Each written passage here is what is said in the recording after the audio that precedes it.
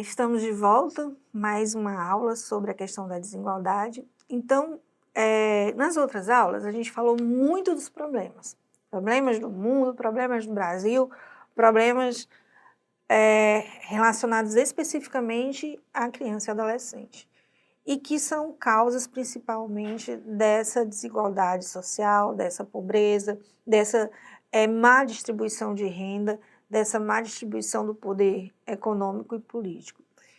Mas, diante disso tudo, existe algum caminho ou não? Ou a gente só pode esperar que mais e mais casos cheguem nos conselhos tutelares, que mais denúncias, que mais crianças com violações de direitos cheguem nesses canais de denúncias que nós temos, não só no Conselho Tutelar, mas no Ministério Público, nas ouvidorias, na escola. Qual é o caminho necessário e importante para que a gente possa seguir para encontrar maneiras e formas de superar essa desigualdade social? Claro que isso não vai acabar de uma hora para outra, isso não vai acabar com uma ação pequena e espontânea, né, de um grupo de conselheiros que muitas vezes tem um poder muito pequeno para agir, né, precisam de instâncias maiores para poder realizar políticas públicas. Precisa de uma conscientização de um poder político maior para se implementar algum tipo de política pública.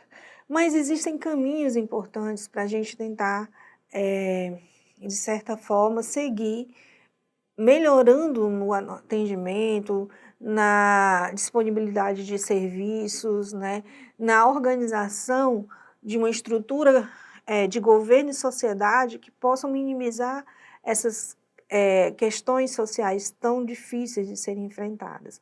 E eu acho que políticas públicas, elas passam por isso. O que é a política pública a não ser a resposta que se dá a um problema público, a um problema social que se apresenta? Então, se nós temos problemas sociais tão significativos que atingem diretamente a crianças e adolescentes, elas precisam ter respostas significativas e essas respostas são dadas através das políticas públicas. Mas não só. É importante se diga. Dois aspectos importantíssimos que eu acho que a gente pode trabalhar aqui no combate à desigualdade. Uma é a questão da sensibilização e conscientização das causas das desigualdades. E o outro ponto é sobre o empoderamento dos atores sociais sobre a questão da desigualdade.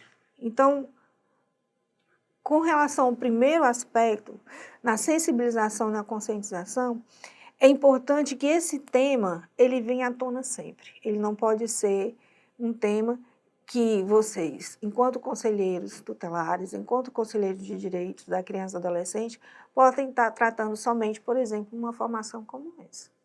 Não, é um tema da vida, da atividade profissional de vocês. É importante que exista um processo de sensibilização e consequência das causas da desigualdade, envolvendo a compreensão dessas estruturas e sistemas que perpetuam essa disparidade, ou seja, a concentração de renda, o preconceito, né? Tudo isso faz parte de um processo que agrava a desigualdade social. É fundamental que nós possamos compreender, né, essas questões e é importante também entender que a desigualdade ela não é um caso, mas sim um resultado de ausência de políticas públicas, que acabam perpetuando para determinados grupos. Grupos esses que muitas vezes são marginalizados, grupos sociais que estão à margem de uma sociedade, que estão lá fora do contexto da distribuição da riqueza, na ampliação da linha da pobreza. Então é importante que essa conscientização seja feita e, além disso, que seja também feita uma sensibilização, não só da sociedade, mas do poder público, né? E é importante que isso tenha reflexo também nas discussões do dia a dia, na escola, por exemplo, né? Nas mídias.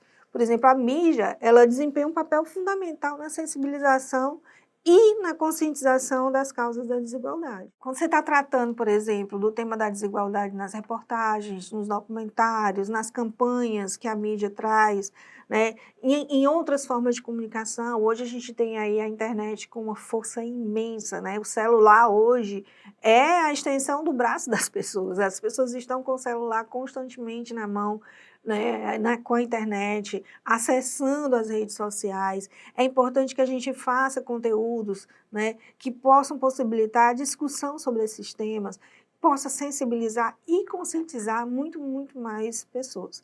Eu sei que tem muito conselheiro tutelar de primeiro mandato, é importante que esse tema esteja presente, principalmente nessas suas discussões, porque é um tema que vai acompanhá-los em todo o mandato e nos seguintes. E é um tema de vida, é um tema que atinge não só, às vezes, a criança que está lá naquela comunidade, não. Às vezes atinge a gente que está na nossa casa, que está no nosso ambiente mais confortável. É preciso que a gente compreenda, que a gente comece a discutir, comece a difundir mais essa questão e conscientização das causas da desigualdade. E um outro aspecto que é importante é o empoderamento dos atores sociais que se encontram marginalizados. Esse é importantíssimo, porque quando você toma consciência da sua condição de marginalizado, no caso, de estar à margem daquela sociedade, que está fora daquilo que as políticas públicas proporcionam, quando você toma consciência dessa sua condição, você começa a pensar e a refletir. E esse empoderamento é importantíssimo. É um empoderamento que nos faz erguer a cabeça e enfrentar essa situação e dizer, não, se a escola do meu filho, se o posto de saúde não tem o atendimento e a qualidade que é necessária para que a gente possa superar essas dificuldades, não só da educação, não só da saúde, mas de N aspectos da vida social, é preciso mudar essa situação. E isso é importante. Essa conscientização traz esse ponderamento de atores sociais que se encontram marginalizados. Isso é importantíssimo para promover a justiça social, para promover a igualdade na sociedade.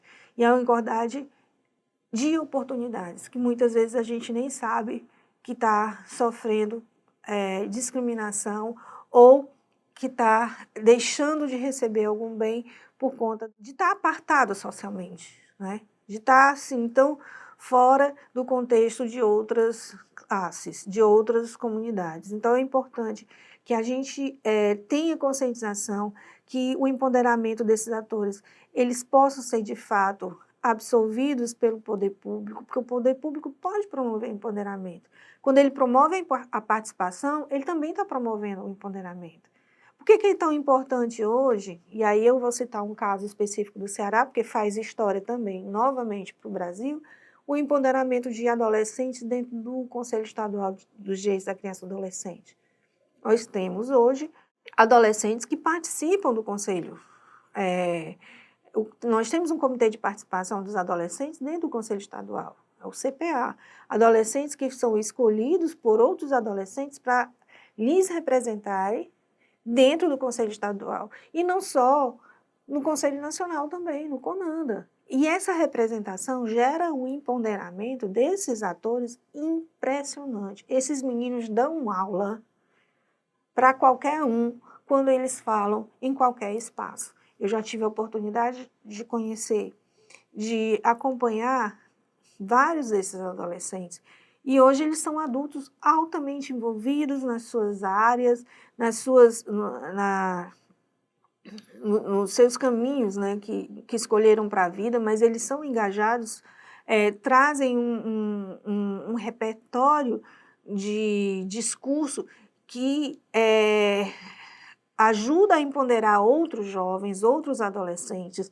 E isso é muito importante, porque também quebra um ciclo, também ajuda a enfrentar essa situação. Quando eu tenho crianças que vão a público, dentro de uma plateia, né, de uma conferência, falar sobre a sua condição de criança e falar sobre os seus problemas, sobre aquilo que lhes atinge, aquilo que lhes dói, aquilo que está mexendo na sua pele, né, no seu coração, enquanto criança, com as suas palavras de criança, isso tem uma força, tem uma potência imensa, atinge direto os adultos que muitas vezes não se sensibilizam com nada. Então é importante o empoderamento de crianças e adolescentes, é importante o empoderamento daqueles que estiveram sempre excluídos de tudo, né? E é importante que esse processo se faça presente em todos os momentos. Vamos dar voz e vamos empoderar as nossas crianças e os adolescentes. Mas não só, vamos dar voz e vamos empoderar o sistema de garantia de direito, os conselheiros tutelares, os conselheiros dos direitos da criança e do adolescente. Porque essa voz é uma voz potente e quando é uma voz associada, conjunta, articulada, ela se torna muito mais forte. Então, vamos enfrentar de forma muito potente todos esses problemas. Até uma próxima oportunidade.